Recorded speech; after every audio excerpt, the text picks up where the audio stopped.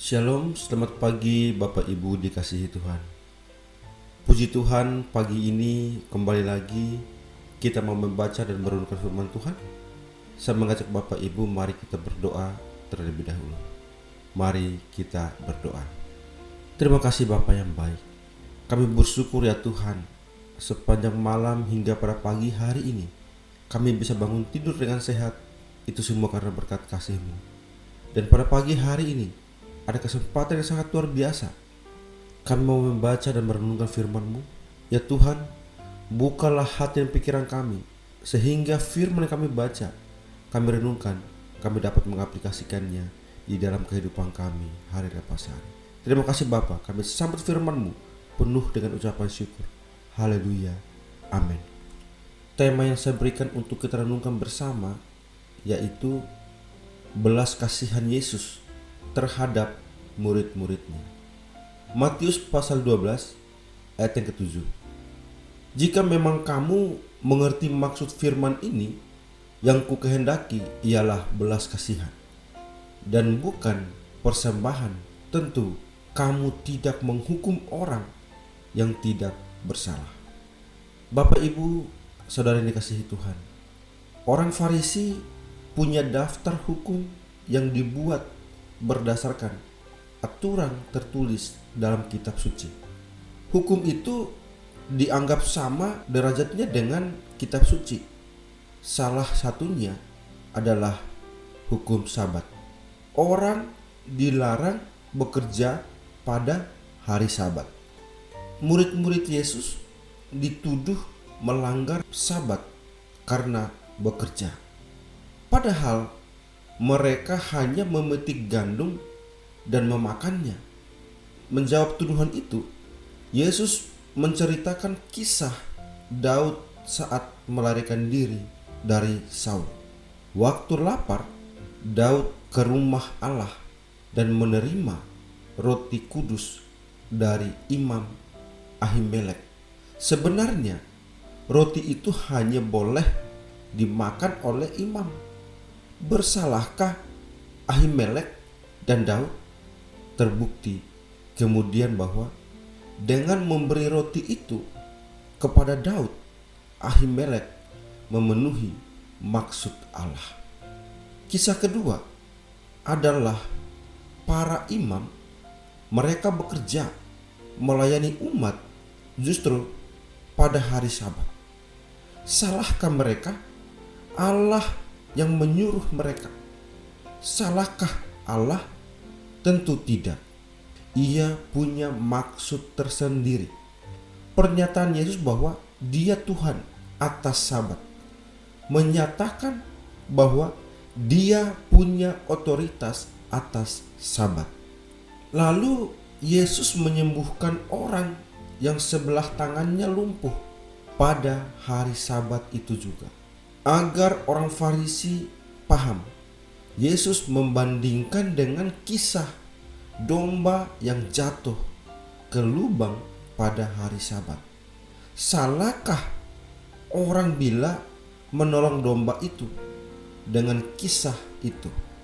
Yesus ingin mengajarkan bahwa makna Sabat bukan sekedar berhenti dari semua aktivitas, melainkan bagaimana melakukan kehendak Allah di hari itu. Jika Sabat dirancang sebagai hari kudus, hari untuk beristirahat dan dipulihkan, hari perayaan kasih karunia Allah, bukankah memberi makan mereka yang lapar dan menyembuhkan orang yang sakit sesuai juga dalam makna Sabat? Sebab itu, mari kita bijak melihat maksud Allah dalam tiap hukumnya. Ingatlah bahwa Ia merancang hukum untuk kesejahteraan umat dan bukan sebaliknya.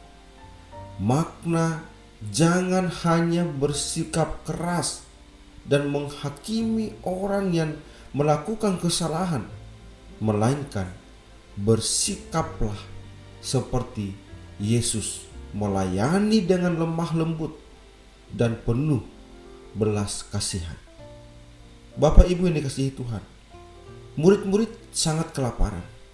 Yesus pun mengizinkan waktu para murid memetik bulir gandum, kemudian memakannya untuk mengatasi rasa lapar. Masalahnya itu hari Sabat yang membuat orang-orang Farisi begitu marah. Para murid dianggap melanggar hukum Taurat. Tampaknya orang-orang Farisi itu merasa menjadi kelompok yang paling baik menjalankan hidup keagamaan. Namun Yesus memberi mereka sebuah pelajaran berharga. Kadang ada orang berpikir bahwa hidup beragama itu baik kalau sudah menaati peraturan dan perintah-perintah secara harfiah.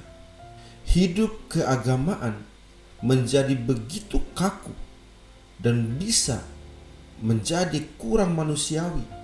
Ada orang justru menderita dan terancam kematian karena menjalankan peraturan agama yang tidak tepat. Sedangkan Tuhan menghendaki belas kasihan, pengampunan, dan keselamatan manusia dengan menjalankan dan menghayati perintahnya.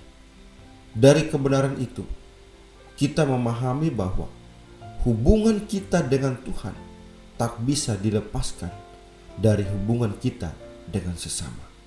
Sebagai orang beriman, tentu kita menerima aturan atau perintah untuk membawa persembahan kepada Tuhan berupa harta atau barang-barang berharga. Namun akan lebih penting ketika persembahan itu dalam situasi tertentu digunakan untuk menolong sesama dari bahaya kematian, kemiskinan, atau kelaparannya.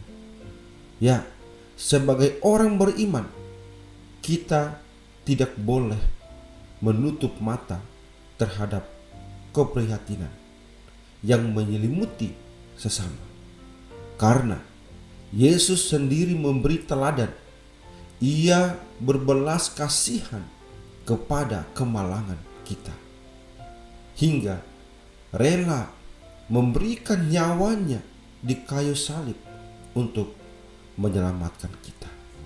Mari, sebagai orang yang hidup di dalam Tuhan, mari kita melakukan setiap perintah dan teladan yang sudah Tuhan berikan bagi kita. Karena siapa yang tidak mengasihi saudaranya, yang dilihatnya, tidak mungkin mengasihi Allah yang tidak dilihatnya. Amin. Mari kita berdoa. Terima kasih Bapa yang baik. Hari ini kami kembali diajarkan oleh kebenaran firman. Biarlah kami memiliki hati yang berbelas kasihan terhadap sesama kami, sehingga segala sesuatu yang kami lakukan layak di mata Tuhan. Terima kasih ya Bapak untuk kebenaran firman. Sebentar lagi kami akan melanjutkan setiap kegiatan kami, aktivitas kami. Tuhan, pimpin dan bimbinglah kami, sehingga apapun yang kami lakukan, apapun yang kami kerjakan, semuanya itu hanya untuk memuliakan nama-Mu saja. Terima kasih Bapak yang baik, terima kasih. Kami serahkan kehidupan kami, aktivitas kami sepanjang hari ini ke dalam tangan Tuhan. Di dalam nama-Mu kami berdoa dan kami bersyukur. Haleluya. Amin.